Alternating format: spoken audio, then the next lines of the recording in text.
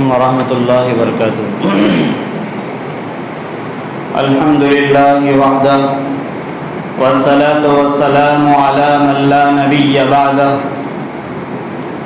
اما بعد فاعوذ باللہ من الشیطان الرجیم، بسم اللہ الرحمن الرحیم۔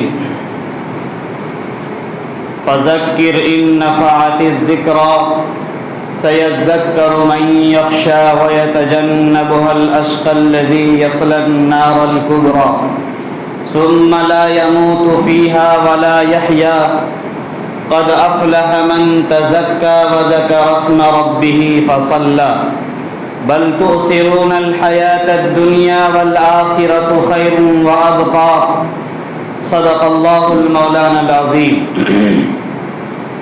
وقال النبي صلى الله عليه وسلم ما أسفل من الكعبين من الإزار في النار، أو كما قال على النبي صلى الله عليه وسلم۔ برادران اسلام، نوجوان دوستوں، بزرگوں، اللہ کا بہت بڑا احسان اور کرم ہے کہ اللہ تعالیٰ نے ہم سب کو اشرف المخلوقات بنایا ہے،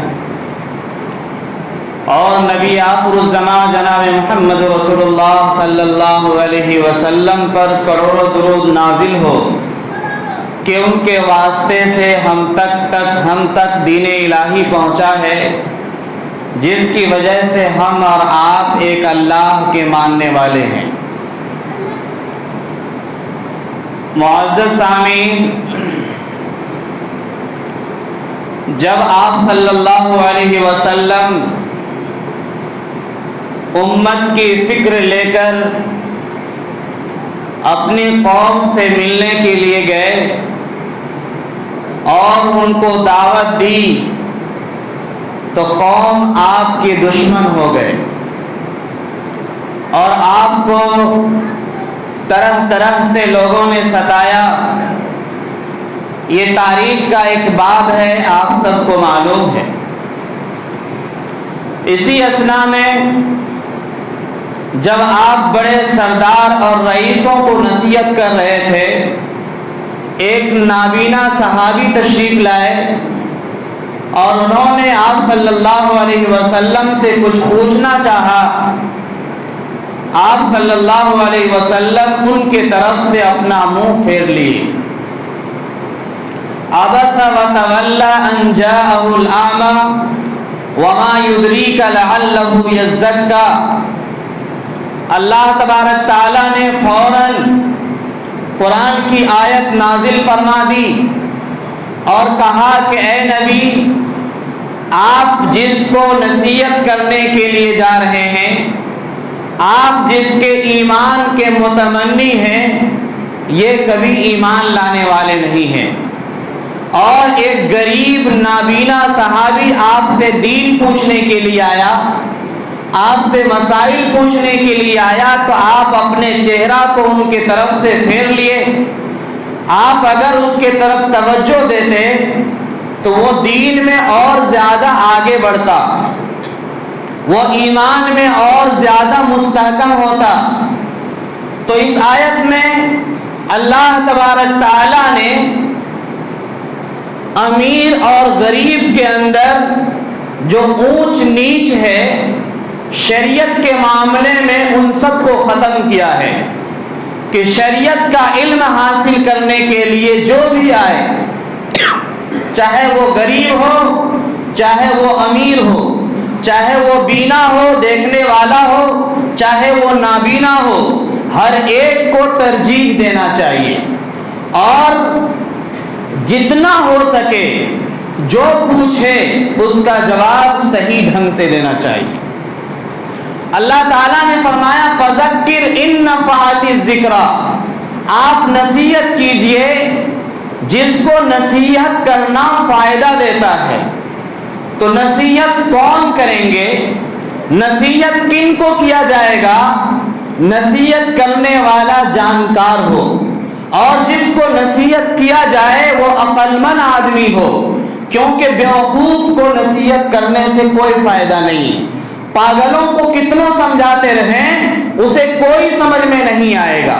کھیتی کرنے والا آدمی اگر پہاڑ کو جا کر جوتنا شروع کر دے جس میں جذب کرنے کی صلاحیت نہیں ہے، جس میں اناج نکلنے کی صلاحیت نہیں ہے، تو اس کو جوتنے سے کوئی فائدہ ہونے والا نہیں ہے.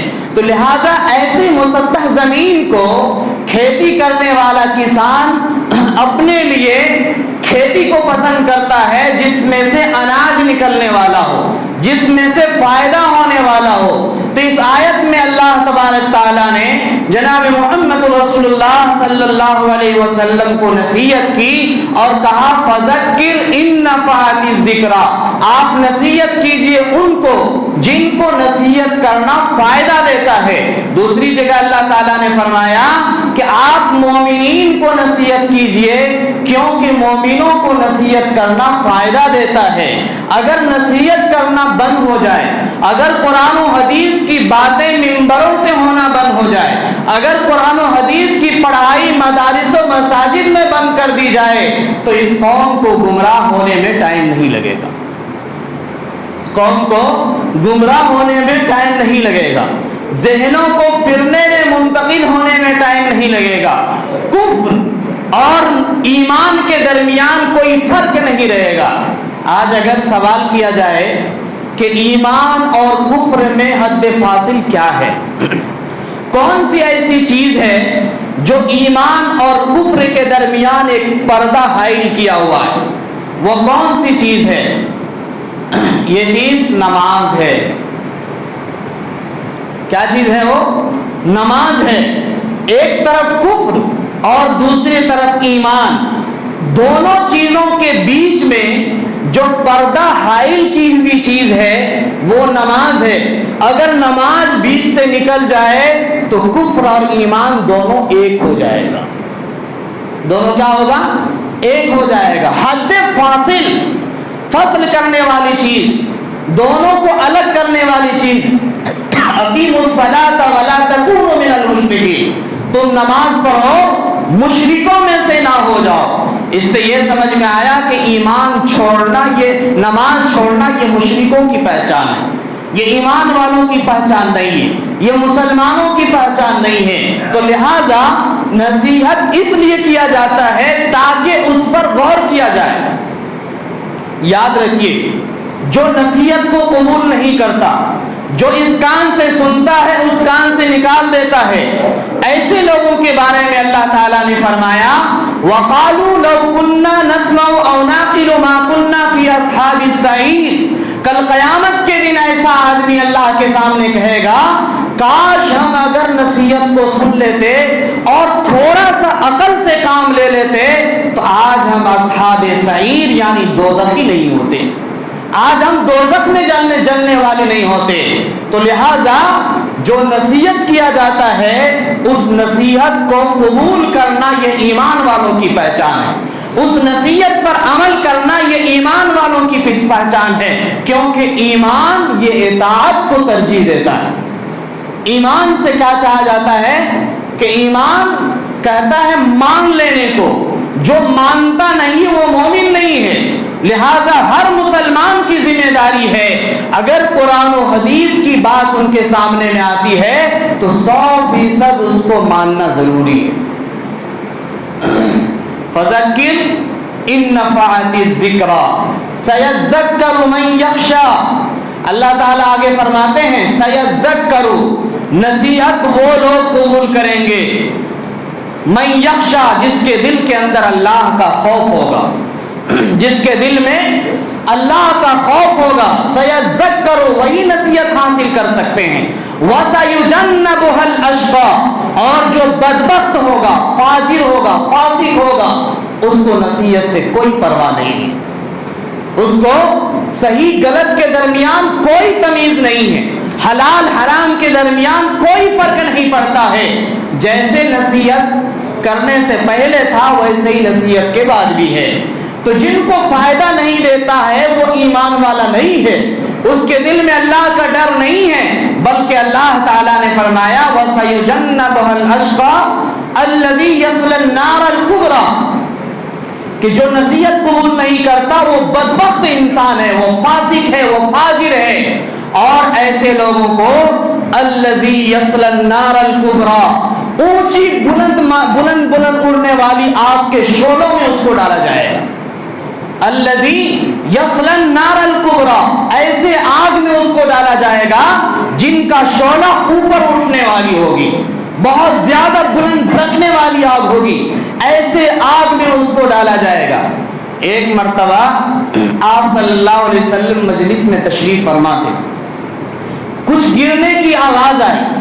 آپ صلی اللہ علیہ وسلم نے صحابہ سے پوچھا یہ کس چیز کی گرنے کی آواز ہے؟ تو صحابہ نے کہا اللہ اور اس کے رسول بہتر جانتے۔ آپ صلی اللہ علیہ وسلم نے فرمایا کہ 70 سال پہلے جہنم کے منہ پر ایک پتھر گرنے کے لیے چھوڑا گیا تھا، آج جا کر کے وہ جہنم کے کھائی میں گرا ہے۔ کتنے سال پہلے؟ 70 سال پہلے۔ اونچی جو بھاری چیز ہوتی ہے اس کو اگر اوپر سے چھوڑا جائے تو جتنی بھاری ہوگی وہ چیز اتنی جلدی گرے گی، جتنی بھاری ہوگی اتنی جلدی گرے گی، اور جتنی ہلکی ہوگی اتنی ہوا میں ادھر سے ادھر بہتے بہتے آہستہ آہستہ گرے گی۔ تو پتھر کی مثال دیا، پتھر کو چھوڑا گیا تھا جہنم کے منہ پر گرنے کے لیے، وہ کتنے سال میں جا کر پہنچا اپنے کھائی میں؟ 70 سال کے بعد۔ 70 سال میں جو پتھر جہنم کے کھائی میں جا کر کے گرا ہے اس نے جہنم کی گہرائی کا اندازہ لگائی، جہنم کے اندر کتنی گہرائی ہے اور کتنی بھیانک اس کے اندر آگ ہے۔ الذی یصلی النار الکبریٰ، اللہ تعالیٰ فرماتے جو نصیحت قبول نہیں کرے گا ایسے آدمی کے لیے شعلہ مارنے والی آگ تیار ہے۔ ثم لا يموت فيها ولا يحيا، جب اس آگ کے اندر ڈالا جائے گا، جب اس آگ کے اندر ڈالا جائے گا تو اس آگ میں نہ اسے زندگی ملے گی نہ اسے موت ملے گی، نہ زندگی نہ موت۔ بیچ بیچ کا کون سا راستہ ہے؟ بیچ بیچ کا ایک راستہ ہے، وہ راستہ ہے تکلیف کا، وہ راستہ ہے بہت زیادہ مصیبت کا۔ آپ دیکھے ہوں گے کوئی آدمی بیمار ہو، شدید بیمار ہو، پانی چڑھ رہا ہو، پورے بدن میں بے چینی ہو، عجیب و غریب کرب میں مضطرب ہو، اس آدمی سے آپ پوچھیں گے آپ کا کیا حال ہے، کیسے ہیں؟ وہ کہیں گے نہ زندگی ہے نہ موت ہے، یعنی زندگی موت کے بیچ میں ہے۔ اور ایسے ہی آدمی کبھی کبھی بہت زیادہ شدید تکلیف میں آ کر کے کہتا ہے اللہ مجھے اٹھا لیجیے۔ یہ کہنا جائز نہیں ہے، یہ کہنا جائز نہیں، ہر حال میں اللہ کا شکریہ ادا کرنا چاہیے۔ تو اللہ تعالیٰ فرماتے الذی یصلی النار الکبریٰ ثم لا يموت فیہا ولا یحیا، اس کے اندر نہ موت ہوگی نہ اس جہنم میں زندگی ملنے والی۔ وَسَيُجَنَّبُهَا الْأَشْقَى، آگے اللہ تبارک تعالیٰ فرماتے ہیں بل تؤثرون الحیات الدنیا، بل تؤثرون الحیات الدنیا، ایسی جھنجھوڑنے والی جہنم کی آگ ہے، اتنی گہرائی جہنم کی کھائی ہے، اس کے باوجود تمہارا حال یہ ہے کہ تم دنیا کی زندگی کو ترجیح دے کے بیٹھے ہوئے۔ بل تؤثرون الحیات الدنیا، دنیاوی زندگی کو تم ترجیح دیے ہوئے ہو، دنیا کے لیے نہ دن کو دن سمجھتے ہیں نہ رات کو رات سمجھتے ہیں، دنیا کے لیے 24 گھنٹہ برباد کر رہے ہیں، اور جہاں مر کے جانا ہے اس کے لیے کوئی ٹائم نہیں، اس کے لیے کوئی فکر نہیں، اس کے لیے مہلت نہیں ہے، اس کے لیے موقع نہیں ہے۔ آج صبح ملاقات کے لیے جائیں، بھائیوں سے ملیں تاکہ وہ جہنم کے عذاب سے بچ جائے، تو وہ کہیں گے فرصت نہیں، دکان پہ جا رہے ہیں فرصت نہیں ہے، صبح جاتے ہیں رات میں آتے موقع نہیں ملتا ہے۔ جس اللہ نے انسانوں کی ضرورتوں کو پورا کیا، جس اللہ نے انسانوں کے لیے کوئی کمی نہیں چھوڑی، اس اللہ کے لیے انسانوں کے پاس فرصت نہیں ہے۔ اس خدا کے لیے انسانوں کے پاس مہلت نہیں ہے، موقع نہیں ہے، فرصت نہیں ہے، وقت نہیں ہے۔ ذرا بتائیے اللہ تعالیٰ اس بندہ سے ناراض ہوں گے کہ نہیں؟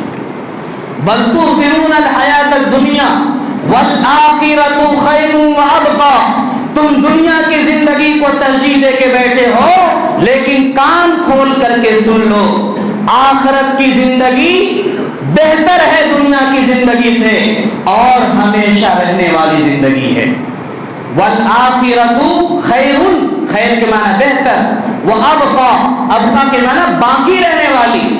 آپ سے میں ایک سوال کرتا ہوں، اگر ایک شیش محل مکان ہو، بہت خوبصورت عالیشان مکان، اس میں اگر آپ سے یہ کہا جائے کہ 1 مہینہ کے لیے آپ کو ہم کرائے پہ رہنا دینا چاہتے ہیں اور 1 مہینہ کے بعد ہم خالی کروا دیں، آپ کے پاس کچھ بھی نہیں ہے، کوئی وسائل نہیں، کوئی پیسہ نہیں، بہت مجبور ہیں، ایک عالیشان مکان ہے جو مکان صرف 1 مہینہ کے لیے دیا جا رہا ہے، اور دوسرا مکان ہے جو فوس کا ہے، جو پکا کا نہیں ہے، عالیشان نہیں ہے، خوبصورت نہیں ہے، وہ کچی مکان ہے، کچا مکان ہے۔ وہ مکان آپ کو رہنے کے لیے دیا جا رہا ہے، جب تک زندگی ہے تب تک آپ رہیے، جب تک زندگی ہے تب تک اس میں رہیے۔ تو ہم آپ کون سے مکان کو ترجیح دیں گے؟ اس پکا کے مکان کو یا کچے مکان کو؟ پکا کو دیں گے، پکا میں تو 1 ہی مہینہ رہنے دیا جائے گا، اس کے بعد خالی کروا دیں، اور فوس کے مکان ہمیشہ جب تک زندگی ہے تب تک رہی، تو فوس کے گھر کو ترجیح دیں گے، کیوں؟ اس لیے اس میں زندگی کٹے گی، اس میں زندگی گزرے گی، اور یہ عالیشان مکان 1 مہینہ کے بعد خالی کروا دیا جائے گا۔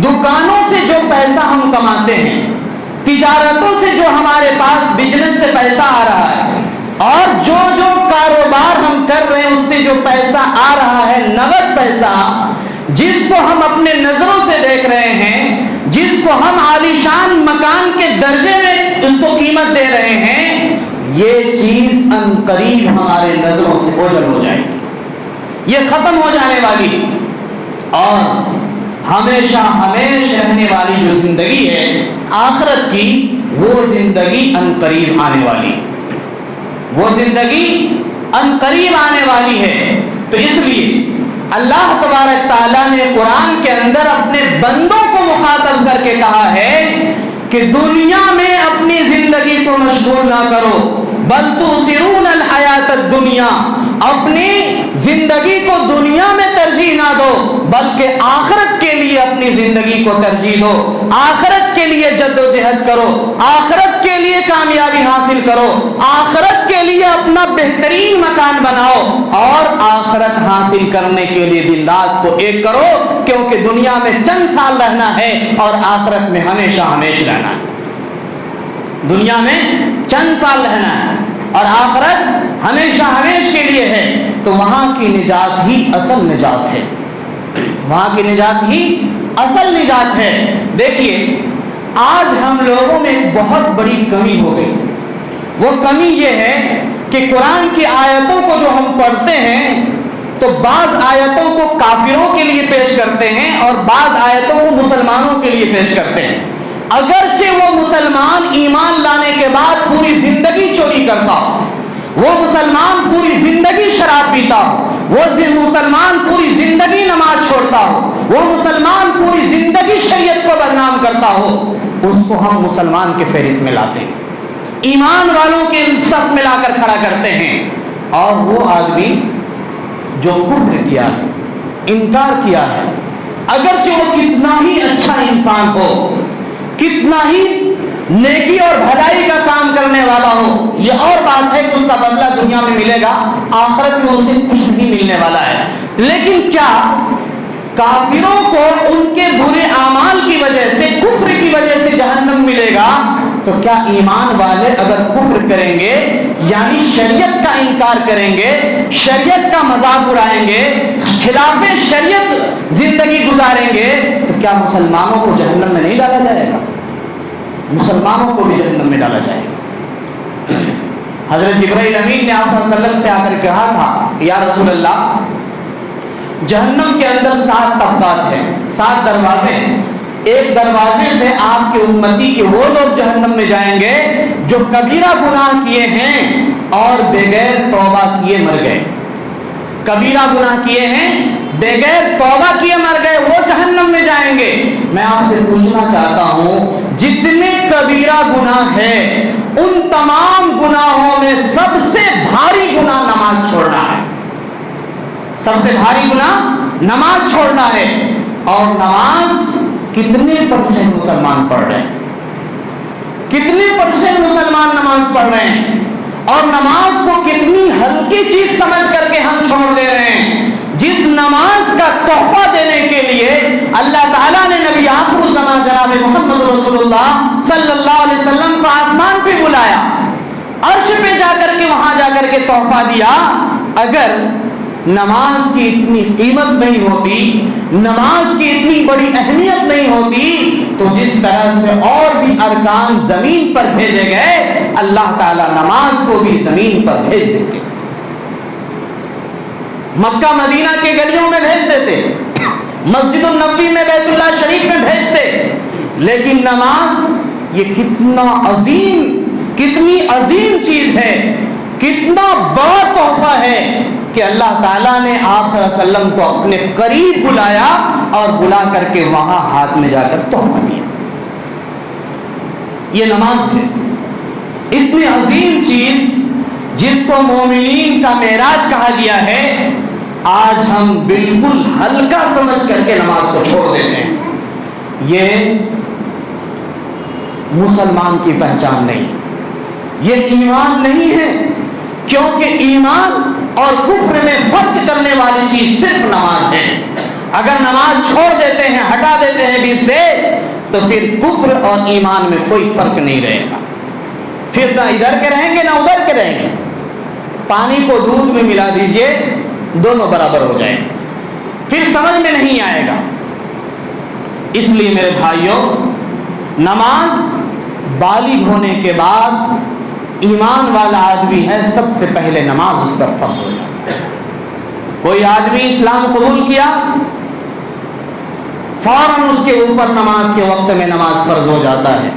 اور نماز کسی بھی حال میں معاف نہیں ہے. اگر کھڑے ہو کر نہیں پڑھ سکتے ہیں، بیٹھ کے پڑھیے. بیٹھ کے نہیں پڑھ سکتے ہیں، لیٹ کے پڑھیے. لیٹ کے نہیں پڑھ سکتے، اشارے سے پڑھیے. لیکن نماز پڑھنا ہی ہوگا. نماز کسی بھی حال میں معاف نہیں ہے. اور جو نماز چھوڑ دیتا ہے جان بوجھ کر کے، لا حظ فی الاسلام لمن لا صلاۃ لہ، اس شخص کا کوئی دین نہیں، کوئی مذہب نہیں، کوئی اسلام نہیں جو نماز کو جان بوجھ کر چھوڑ دیتا ہے. اور ایک وقت کی نماز جو جان بوجھ کر چھوڑ دے، 2,88,00,000 برس تک اسے جہنم میں جلنا ہوگا. 2,88,00,000 برس تک اسے جہنم میں جلنا ہوگا. اس لیے میرے بھائیوں، آخرت کے لیے آخرت کو دنیا پر ہم ترجیح دیں، دنیا کو آخرت پر ترجیح نہ دیں، کیونکہ آخرت میں ہمیشہ رہنا ہے. آج ہم ہیں، کل نہیں رہیں گے. اور ہمارے قبروں کی یہ حالت ہے، جا کر دیکھ لیجئے. کوئی آدمی پرانے قبر کے بارے میں 2-4 مہینے کے بارے میں کے بعد جا کر کے بتا دے کہ یہ ہمارا دادا کا قبرستان ہے. کوئی جا کر بتا دے یہ ہمارا پردادا کا قبرستان ہے. آج تو قبر کا بھی پتہ نہیں ہے کن کا قبر کہاں پر ہے، کون کہاں پر مدفون ہے. صحابہ کے قبر کے بارے میں معلوم ہے؟ آپ جائیے، مکہ جائیے، مدینہ جائیے. ہمارے جو خلفائے راشدین ہیں، آپ صلی اللہ علیہ وسلم کی ازواج مطہرات ہیں، آپ کی صاحبزادیاں ہیں، 1450-1500 سال گزر گئے ہیں. آپ وہاں جائیں گے تو آپ کو لوگ بتائیں گے یہ امیر المومنین حضرت عمر بن خطاب کا قبر ہے، یہ حضرت ابوبکر صدیق رضی اللہ تعالیٰ عنہ کا قبر ہے، یہ حضرت علی رضی اللہ تعالیٰ عنہ کا قبر ہے، یہ حضرت عثمان غنی کا قبر ہے، یہ نبی آخر الزمان کا قبر ہے، یہ اماں عائشہ کا قبر ہے. سب کا قبر وہاں پر سب کو معلوم ہے کہ یہ فلاں کا قبر ہے، یہ فلاں کا قبر ہے. آج ہم قبرستان میں جا کر کے دیکھیں تو کسی کو پتہ ہی نہیں چلتا کہ کن کا قبر ہے. کیوں؟ یہ تنزلی کیوں آئی؟ اتنا زیادہ ہم اپنے ورثہ کو کیوں بھولنے لگے؟ اس لیے کہ ہم نے آخرت پر دنیا کو ترجیح دے رکھا ہے. جس دن سے ہم دنیا پر آخرت کو ترجیح دیں گے تو ہمیں قبر کی منزل یاد رہے گی, قبر کی وہ ویران گڈھا ہمیں یاد رہے گا. جس وقت ہم تابوت کے اوپر سوئیں گے وہ منظر ہمیں یاد رہے گا. جس وقت ہمیں غسل دیا جائے گا وہ حالات ہمیں یاد رہیں گے. جس وقت فرشتے قبر میں سوال کرنے کے لیے آئیں گے وہ منظر ہمیں یاد رہے گا. اور جب یہ منظر یاد رہیں گے تو پھر اپنے پرکھوں کو کسی بھی حال میں ہم نہیں بھول سکتے ہیں. اور ہم اگر اپنے پرکھوں کو نہیں بھولیں گے تو ہماری اولاد بھی ہمیں نہیں بھولے گی, ہماری اولاد بھی ہمیں نہیں بھولے گی. لیکن یہ بات ذہن سے نکال دیجئے گا, اگر ہم نے اپنے باپ دادوں کو بھول گیا ہے تو ہماری اولاد ہمارے قبروں پر جا کر ایصال و ثواب کرے گی, جا کے دعائے مغفرت کرے گی. اس بات کو ذہن سے نکال دیجئے. جب تک ہم اپنے رشتہ داروں کے قبروں پر نہیں پہنچیں گے, ان کے لیے ایصال و ثواب نہیں کریں گے, ان کے لیے مغفرت کی دعائیں نہیں کریں گے, ان کے لیے استغفار نہیں کریں گے, ان کے لیے صدقہ خیرات نہیں کریں گے, ان کے لیے نوافل نہیں پڑھیں گے, تب تک ہماری اولاد ہمارے ساتھ ایسے ہی رویہ کرے گی جیسے ہم اپنے بڑوں کا کر رہے ہیں. اس لیے میرے بھائیوں, قبر میں جانے کے بعد, مٹی دینے کے بعد اس طرح سے منہ پھیر کر ہم پیچھے بھاگتے ہیں کہ 2-4 منٹ کھڑے ہو کر وہاں جو سوال کرنے کے لیے فرشتے آئیں گے اس کے سوال کے جواب دینے میں آسانی ہو. 5-10 منٹ کھڑے ہو کر وہاں ہم ایصال و ثواب بھی نہیں کرتے, اس مرحوم کی ثابت قدمی کے لیے دعائیں بھی نہیں کرتے ہیں. اتنا بھی مہلت ہمارے پاس نہیں ہے. پوری زندگی ساتھ دیے, کھلائے پلائے, ایک آہٹ پر اپنی نیند قربان کر دیے, بیمار ہوئے فوراً ہاسپٹل پہنچائے, اپنے سارے پیسے ان کے پیچھے لگا دیے, لیکن جب مر گئے تو بس ایسا بھول گئے جیسا کہ وہ ہمارا کوئی تھا ہی نہیں, وہ ہمارا کوئی تھا ہی نہیں. میرے بھائیوں, رشتہ داروں کا رشتہ کبھی ختم نہیں ہوتا, کبھی ختم نہیں ہوتا. اور یہ رشتہ داری بہت بڑی دولت ہے. دنیا میں بھی اس کی قدر کیجیے اور مرنے کے بعد بھی اس کی قدر کیجیے, مرنے کے بعد بھی اس کی قدر کیجیے.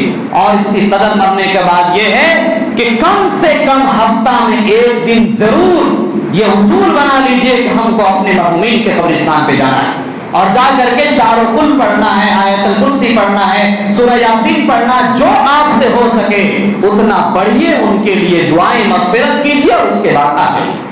آپ جائیں گے, آپ کی اولاد بھی آپ کے ساتھ جائے گی, وہ بھی پوچھے کہ قبر پہ کہاں جا رہے ہیں, وہاں پر کون ہے, آپ بتا سکیں گے کہ یہ آپ کا دادا ہے, یہ آپ کا پردادا ہے, یہ آپ کا فلاں ہے, یہ آپ کا فلاں ہے.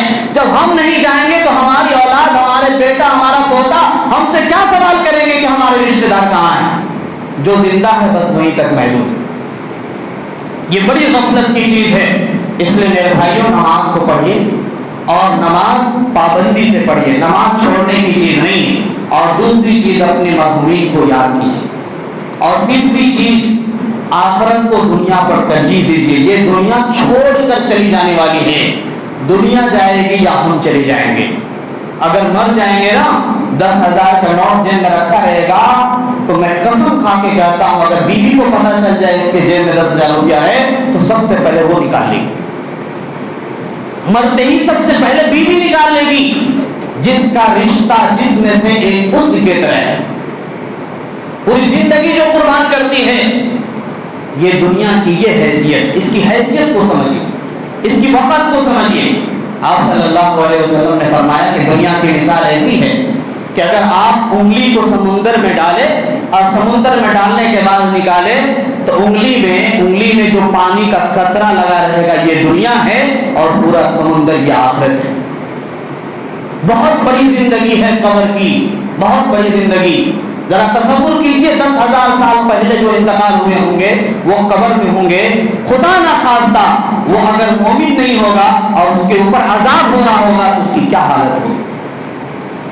1000 سال جن کا انتقال ہوا, 1400 سال جن کا پہلے انتقال ہوا, ان کے اوپر عذاب ہو رہا ہوگا, ان کو کون دیکھنے کے لیے جا رہا ہوگا. اس لیے ایسا کام کر کے جائیں کہ قبر ہمارے لیے رحمت بنے, زحمت نہ بنے, قبر میں عذاب نہ ہو.